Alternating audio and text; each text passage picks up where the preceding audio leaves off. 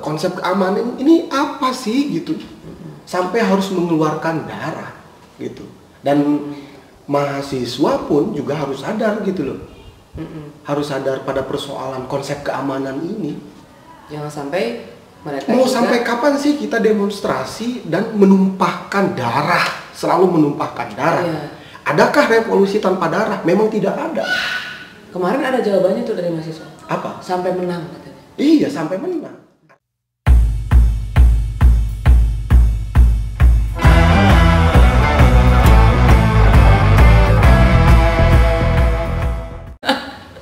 Hai guys, ketemu lagi nih sesi kedua ya. Siap. Kali ini mau ngomongin tentang puisi terbaru dari Ferry Sandi Wizuzu. Kita bikin nama fansnya aja kali ya. Janganlah. Oh jangan, nggak usah. Nggak usah. Ferry cantik atau apa gitu. Jadi kan Ferry udah bikin ada puisi yang terbaru, judulnya Gelap, mata Gelap. berita semakin gelap. Gelap, mata berita semakin gelap. Sebetulnya puisi ini kemarin udah dibacain di Hari Sumpah Pemuda ya, perayaan Sumpah Pemuda Yes, di yes. Padepokan Kupi. Nanti saya tayangin juga pas baca puisinya. Kang Ferry, ceritain dong, terinspirasi dari apa puisi yang terbarunya? Jadi konsep keamanan, dari konsep keamanan mengamankan, kemudian kita tidak punya platform itu gitu. Ntar dulu, kenapa jadi keamanan ya? Kan gelap, apa gelap itu tidak aman? Enggak juga. Kan jangan itu mah takut hanya gelap. Iya. Gimana sih? Ya metafor sih, metafor mungkin. Oh metafor ya, ya. Terus apakah? Jadi Apa hubungan mata berita dengan konsep keamanan tadi? Gimana ceritanya? jadi kok yang ketika ditanya seperti itu sebenarnya puisi ini itu dia pertama ngomongin mahasiswa yang menuntut hak rakyat, kemudian malah dijawab pentungan. Oke. Dijawab gas air mata gitu, dan lain-lain. Nah, di sini Emangnya cerita demo? Bukan? ya Oh ya. tentang demo dan beberapa konflik gitu. Jadi kok kenapa ya tiba-tiba konflik itu diam-diam dicipta gitu, dirawat gitu. Maksudnya setiap ada persoalan, kemudian mahasiswa gelisah menyampaikan lewat demonstrasi, tapi dibalasnya dengan Kekerasan. kekerasan. Meskipun sebenarnya aparat negara itu juga ingin semuanya tertib, terkendali gitu. Saya juga mesti jeli gitu melihat keamanan itu. Tapi yang pasti secara teknis memang di puisi ini gitu, saya ingin ngomong bahwa konsep keamanan, mengamankan itu tidak punya platform gitu. So coba kita kembali ini deh bicara tentang keamanan, Yang disebut dengan keamanan itu apa sih? Terus kenapa saya ditanya ya? Enggak. Saya jadi takut. So konsep keamanan apa coba? Ya, keamanan berarti kan aman, sentosa, aman itu kan untuk semua. Definisi aman apa coba? Apa ya, gue nggak tahu malah. Tuh kan? Aku taunya definisi kejahatan, bukan keamanan. Iya juga ya. Konsep artinya ketika kalau di Baduy kan gini, ada orang yang bersalah, yang dihukum siapanya? Orang yang bersalah atau yang justru membiarkan kesalahan itu terjadi? Dua-duanya. Kan? Karena mereka ada riungan dulu, Ya kan? dulu, Iya. cari dulu. Iya. Dan bagi mereka konsep keamanan itu bukan hanya aman manusianya, tapi aman juga alamnya. Kan? Jadi ada kosmis, ada keseimbangan. Iya. Terputus kan kalau di sini. Jadi konsep keamanan ketika mahasiswa menuntut hak rakyat, seharusnya apa yang kita amankan adalah Apakah? aspirasinya. Gitu loh. Ya. Jadi aspirasi ini Karena kalau aspirasinya sudah diakomodir, maka tidak ada lagi demonstrasinya. dan tidak ada pukul-pukulan. Bener nggak? Iya. Gitu. Jadi memang arahnya ke sana sebetulnya. Iya dong. Terinspirasi dari situ puisinya. Dari situ. Jadi konsep keamanan ini apa sih gitu? Sampai harus mengeluarkan darah gitu. Dan mahasiswa pun juga harus sadar gitu loh. Harus sadar pada persoalan konsep keamanan ini. Jangan sampai mereka mau sampai kapan sih kita demonstrasi dan menumpahkan darah, selalu menumpahkan darah? Iya. Adakah revolusi tanpa darah? Memang tidak ada. Kemarin ada jawabannya tuh dari mahasiswa. Apa? Sampai menang katanya. Iya, sampai menang. Artinya apa? Kemana-mana kan bahasannya. Iya. Bahkan misalkan bukan sampai aman berarti. Iya kan? Ya kan? Iya kan? Karena tadi kita udah ini kayak akumulasi. Kalau demo itu yang mungkin juga saya takutkan. Kalau anak saya ikut demonstrasi, ya saya juga khawatir anak saya terluka dan lain-lain. Jadi mindset kita tentang demonstrasi itu tidak aman. Pada akhirnya. Iya. Padahal tadinya ingin memperjuangkan keamanan itu. Iya, kesentosaan itu. Sebelumnya keamanan terganggu nih. Kalau kita sentosa sudah pasti aman. Kalau kita sejahtera sudah pasti aman. Kita sudah pada tataran, kalau orang ya tanda petik lah orang Baduy gitu, konsep keamanan mereka itu tidak tunggal. Ya. Dia terkait gitu loh. Betul. Jadi aman bagi mereka, aman bagi alam. Bagi alam. Juga berkelindan atau berhubungan dengan kesejahteraan gitu. Betul. Makanya mereka kalau mau aman hidup mereka harus punya lumbung padi, leit sebagai ketahanan pangan. Kenapa jadi kesana kita ini? Karena itu berkaitan. Berkelindan. Kalau tidak punya lumbung padi berarti hidup dia tidak aman. Ketidakamanan itu akan melahirkan kejahatan. Oke. Maka makin tidak aman kan sana. Kalau perut kita sudah aman, baru itu sentosa. Ya kan? Bukan sentosa sih sebenarnya, lebih ke ya untuk besok ada gitu. Yeah. Kan orang timur itu kalau saya lihat gitu dalam konsep hidupnya, yang penting mereka cukup. Betul. Tidak serakah. Iya. Cukup untuk hari ini. Konsep serakah itu lahir dari modernisme. Nah, ini tapi nggak tahu ya. Ini yang bahaya. Kan kita mau ngomongin puisi sebelumnya. Kenapa jadi ketahanan pangan? Kenapa jadi Baduy? Kenapa ya? Nah kan tadi saya bilang kalau mau latihan baca puisi, ya artinya kan latihan menelaah hidup. Iya. Ya kan ke arah sana. Oke. Jadi itu baru membaca ya, bukan menulis kan? Bukan menulis. Kalau mau menulis lebih hibrid lagi, lebih kompleks lagi yang harus dilakukan. Dan harus hati-hati. Harus hati-hati. Harus hati-hati. Banyak yang puisi mengantarkan orang ke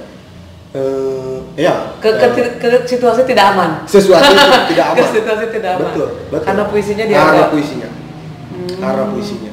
Okay. Tapi kalau membaca mah aman ya. Kalau kita nih membaca puisi yang tidak aman, katakanlah, itu kita aman nggak? Apa enggak? Sebenarnya harusnya aman. Karena kita hanya membaca. Bukan. Apa? Karena itu karya. Apa yang ditakutkan dari puisi? Ya karena kan Kang Ferry kan puisinya puisi mimbar yang ngajak orang bukan untuk tapi beda ya puisi sama orasi kan? Beda. coba gimana bedanya? Kalau puisi gitu kita selain membakar semangat orang tentu saja gitu, tapi dia ada satu momen di mana dia menghayati gitu si teks itu. menghayati dan ini bisa siapa saja gitu bisa membacakan itu. Tapi kalau orasi mah belum tentu. Dia mengajak orang untuk melakukan sesuatu, melakukan gerakan. Kalau ini puisi juga enggak ya. Puisi sebenarnya bisa mengarah ke arah sana. Cuman ada bridge-nya tuh bahwa ini dia bermain di antara fakta dan fiksi gitu. Oke. Ya. Fakta dan fiksi. Dan fiksi ini tentu saja juga berkat dari kekuatan sastra itu gitu. Okay. Cuman memang kalau kita mau menelaah lebih dalam lagi persoalan orang-orang yang menulis gitu, tanda petik lah gitu, tanda petik gitu, yang tanda bukan kontroversi subversi. Oh, subversif. Subversif gitu, dalam konteks Iya. baca puisi gitu. Sebenarnya kan kalau kita baca ulang lagi, bukan kebencian kok di situ. Kegelisahan ya. Kegelisahan, dia menginginkan sesuatu yang baik. Ketika saya nulis tentang mata luka Sengkonkarta, gelap mata berita semakin gelap gitu. Jadi yang diinginkan kita tuh, terutama karena saya ngomong nih, konsep keamanan kita tuh apa sih gitu. Indonesia tuh punya konsep keamanan seperti apa untuk menjaga rakyatnya? Begitupun rakyatnya untuk tetap aman. Tetap aman. Oke. Iya, Iya. Kalau tapi nyadar nggak sih kalau hal itu mungkin nggak nyampe ke para pembaca, karena kita kan bukan orang sastra yang ketika baca langsung paham gitu. Tapi ada di situ, ada beberapa, kan puisiku nggak terlalu metaforik juga sih. Gitu. Tidak, bacalah oleh nurani. Oh gitu. Okay. Kan di situ ada. Bacanya harus sama nurani. Nurani, jangan pakai kalau udah pakai logika, atau udah benar secara hukum. Itu kalau nulis puisi itu sekali jadi nggak sih? Enggak juga. Puisi itu diedit. Oh. Aku nggak tahu. Kupikir kalau nulis makalah aja yang diedit ya. Revisi. Nulis puisi juga diedit. Diedit. Sampai 3 kali, bahkan 4 kali sampai 5 kali. Kadang setelah saya bacakan kurang enak, tak edit lagi aja. Terus tahunnya berubah enggak? Ya biarin aja, puisi saya kok. Oh. Iya. Terus Kang Ferry lebih seneng nulis atau nulis dulu deh. Lebih seneng nulis puisi yang tipe apa? Semua Sosial, tipe.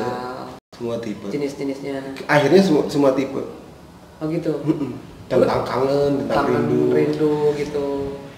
Hari ini tadi pagi ngomongin tentang mau keluar rumah. Hujan. Berarti rinai hujan gitu nggak ya? Hujan teh jadi jika menyelimuti. Aduh. Terus, biasa. Tapi November Rain. November Rain. Oke, November Rain. Terus akhir-akhir ini lebih senang nulis puisi tentang fenomena sosial atau? Dua-duanya. Semuanya. Gimana sih kalau aku kan nggak bisa nulis puisi, tapi seringnya nulis kata itu pun cuma beberapa kalimat karena ternyata nggak bisa sebenarnya. Bukan nggak pengen panjang, tapi aku nggak bisa lagi kata-kata. Nah itu kalau aku malah lebih seneng nulis tentang, nggak nulis ya, tentang rindu, tentang kangen, tentang cinta. Aku orang hukum yang nggak suka nulis fenomena hukum dalam sebuah puisi karena aku nggak bisa. Tapi aku sering melihat orang, bahkan ada tuh lomba puisi temanya tindak pidana korupsi gitu. Aku tuh nggak bisa. Gimana tuh caranya? Gimana tuh? Sama. Kok sama sih nggak bisa? Tinggal dialihkan saja kangen dan rindu itu terhadap fenomena sosial. Jadi anti korupsi ini pacar kita gitu loh. Jadi salah satu cara menulis puisi itu mengalihkan apa yang kita suka terhadap si objek itu. Mungkin salah satunya. Kalau Kang Ferry salah satu caranya gitu. Tinggal gitu kan kalau mau nulis anti korupsi, tapi saya terbiasa nulisnya kangen, rindu. Aku membayangkan wanita keadilan itu. Wow. Kan perempuan. Dewi keadilan. Kan? Dewi keadilan. Sedang terluka rahimnya. Ya kan? Oke. Habis ini aku nulis puisi kayak gitu. Oke, berarti entong lah. Jangan. Aku nulis makalah aja nggak kelar. Jadi tipsnya yang pertama, tidak perlu yang kita sukain. Yang dimulai lah dari yang disukai. Dimulai dari yang disukai. Tapi ketika mau ikut lomba nih ceritanya, kan anak-anak muda nih pada pengen ikut lomba nulis puisi, suka ada loh lombanya. Apalagi sekarang lagi pandemi, itu lomba tuh yang daring-daring. Banyak tuh lomba nulis puisi dari kemarin aku lihat. Terus? Ada temanya kepercayaan. Kalau dari saya mah kan pasti kalah. Oh iya. Kan belum pernah menang. Aduh, padahal saya menangnya tips. Aduh, gimana dong? Gak jadi berarti. Gak jadi lah. Padahal aku pengen tahu, ya udah kalau gitu, Kang Ferry kalau nulis puisi, kalau apa? Kalau kalau kalau tiap hari Tiap hari nulis puisi? harus. Tiap hari baca puisi? Tiap hari baca puisi, nulis puisi. Mau 1 bait, 2 bait? Yes. Mau judulnya doang? Serius? Mau tentang apa aja? Tentang apa aja? Biasanya tuh, terinspirasi dari apa? Dari apapun. Contoh, Karena kan hari ini udah nulis puisi belum? ya tadi tentang selimut itu. Hujannya bukannya bikin dingin, kayak selimut gitu yang mengantarkan mimpi turun ke jalan. Iya. Oke. Iya. Sehari bisa nulis puisi berapa? Kalau disebut puisi sih saya nggak terlalu yakin ya itu disebut puisi gitu. Tapi kalau saya nulis ya setiap ada waktu dan itu mengena momennya saya tulis. Karena kalau di nanti momennya beda ya. Bener nggak sih Kang Ferry kalau puisi itu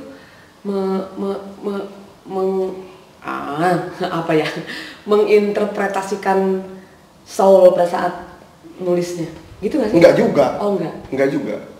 Enggak gitu ya? Enggak selalu. Bener nggak sih kalau sekarang misalnya lagi sedih atau lagi ngeliat fenomena apa terus kita tulis itu akan lebih kena soalnya dibanding ketika itu sudah terjadi kemudian baru kita menuliskannya. Belum tentu. Setiap orang beda-beda prosesnya. Gitu. Kalau Kang Ferry gimana? Ada lebih yang, ke yang mana? Yang kan ada 2 tipenya tuh kayak begini. Melihat fenomena atau sesuatu yang harus buru-buru ditulis. Ada yang memang harus diendapkan. Diendapkan dulu, jangan sampai terburu-buru supaya kata-kata ini tersaring gitu. Karena kata-kata mesti dipilah. Gitu. Diksinya yang paling pas. Yes, gitu. Supaya tidak emosional juga tuh, gitu. Saya dua-duanya. Dua-duanya. Karena nanti ada proses edit. Yes, gitu. Iya. Kalau lagi banyak ide ya tulis aja gitu. Nanti diedit aja. Gak tahu ya teman-teman yang lain gitu. Kadang-kadang ada yang tidak diedit, ada yang diedit gitu. Tapi saya rata-rata selalu ngedit. Oke. Kang Ferry, menurut Kang Ferry, pembacaan puisi itu yang baik seperti apa? Yang dibaca. Yang dibaca aja. Ada teori tertentu nggak? Ada teori tertentu nggak? Teori apa? Nggak ada. Nggak ada sih sebenarnya. Cuman kalau mau lihat historiografi pembacaan puisi di Indonesia ya, dan puisi lama itu puisi mantra, ya lihat aja pembacaan puisi mantra kayak gimana. Ada yang sambil bernyanyi, ada yang sambil menari, ada yang sambil performatif banget gitu sebenarnya. Kalau lihat ke masa lalu gitu ya. Termasuk juga cerita-cerita Mahabharata, kan itu juga sastra teman.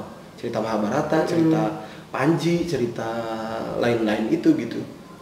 Oke. Tadi baca ya, berarti tipsnya bagi yang ingin baca puisi, bagi yang ingin kayak Kang Ferry, baca aja. Baca. Sesuai karakteristik kita. Baca aja. Mungkin bisa lihat referensi yang lain, lebih seneng ke yang mana. Tidak perlu takut untuk, kamu kok baca puisinya begitu? Wah, jangan begitu. Kesenian mah ataupun baca puisi mah nggak sunat-sunat amat. Wajib juga enggak, siapa yang mau ngelarang? Iya kan maksudnya takutnya salah gitu. Kenapa harus takut salah? Kok bangsa ini lahir dari ketidaktakutan gitu, takut salah. Kok baca puisinya gitu, udah nggak musim, ada gak sih? Biasa aja, biarin aja. Biarin aja, toh itu juga bagian dari, kayak kan, kalau sampai waktu, aku mau tersorakan berayu, kan itu juga ada. Iya, betul. Saya juga begitu dulu. Kalau hari ini masih ada seperti itu, keniscayaan. Nggak apa-apa. Bukan suatu masalah. Bukan suatu masalah. Tidak berarti itu udah ketinggalan zaman. Tidak berarti seperti itu ya. Tidak. Dalam hal seni. Kadang-kadang saya juga masih pakai yang begitu-begitu. Untuk beberapa hal ya. Nah, kalau dalam hal menulis puisi nih, karena selain pembaca kan penulis puisi, walaupun nggak dituliskan di dalam YouTube penulis. Itu tips menulis puisi gimana? Saya pengen belajar juga. Kok saya mau semuanya? Enggak.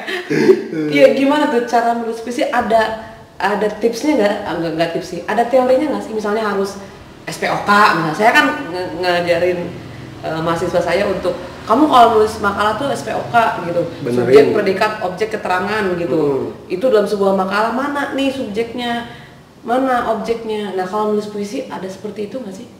Ada pasti. Kalau untuk pemula ya tulis aja sih sebenarnya. Kalau nanti juga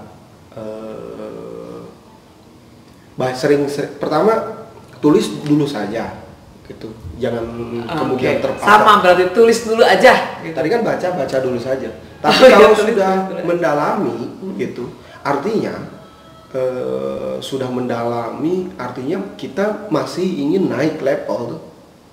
Naik level. Dan kaitan dengan penulisan puisi ya kaitannya dengan persoalan bahasa tuh. Iya. Dan persoalan bahasa ini terutama sastra dan kaitannya dengan puisi ini, ada puisi-puisi sebelum hari ini. Nah itu juga diapresiasi gitu, dibaca gitu, periodisasi sastra Indonesia itu dalam konteks puisi gitu ya. Ya sehingga dibaca. terlihat perkembangannya. Dan kita dulu tahu kan berima gitu. terahnya tuh tahu gitu loh sampai mana. Kan kalau yang aku tahu kan zaman dulu banget nih, zaman aku ikut lomba-lomba puisi yang nggak pernah menang itu. Itu kan puisi itu semua berima. Kalau sampai waktuku, ku mau semua orang kan tahu. Nah gitu Enggak juga. Enggak ya. Kalau sekarang kan gitu nggak sih gitu? Apakah itu? Masih ada yang begitu. Masih juga. Ada yang begitu, cuman memang tidak seperti AB gitu, UU gitu, AB, BB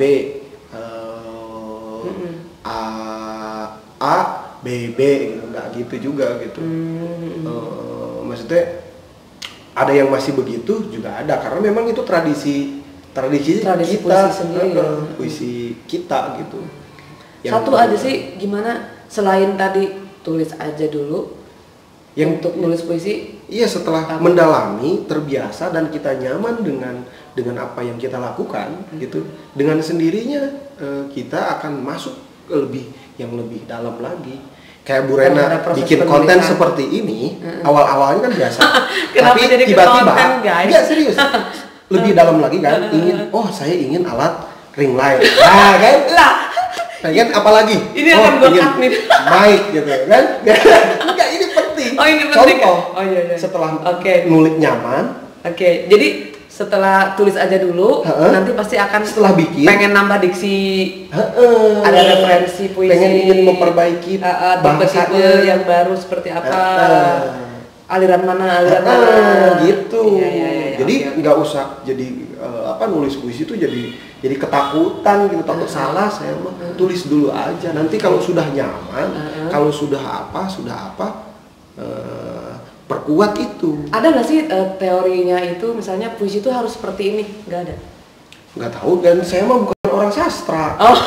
Dan tidak mempelajari teori sastra. Kalau teori keaktoran ada. Gimana? Ya udah, kalau kita tuh mau belajar teater, ya Allah banyak segala macam. Banyak, iya. Gitu. Ada, saya nggak terlalu. Berarti kenapa Kang Ferry lebih memilih pembaca puisi itu karena latar belakangnya teater mungkin? Gitu, mungkin ya. Emang sih, soalnya membaca puisinya kayak teatrikal gitu, jadi lebih menjiwai, lebih seneng.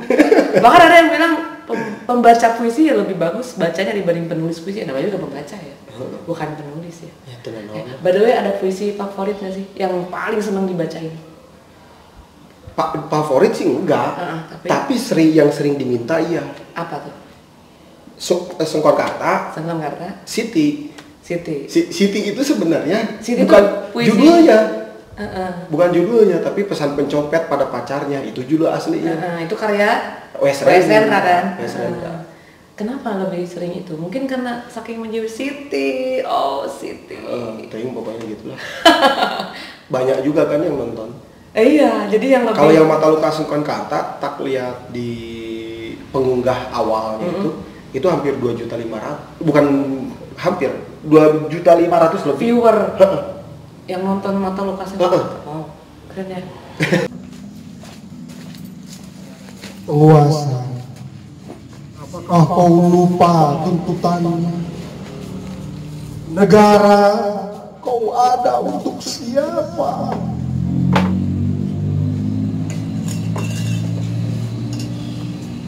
Mahasiswa menuntut hak rakyat.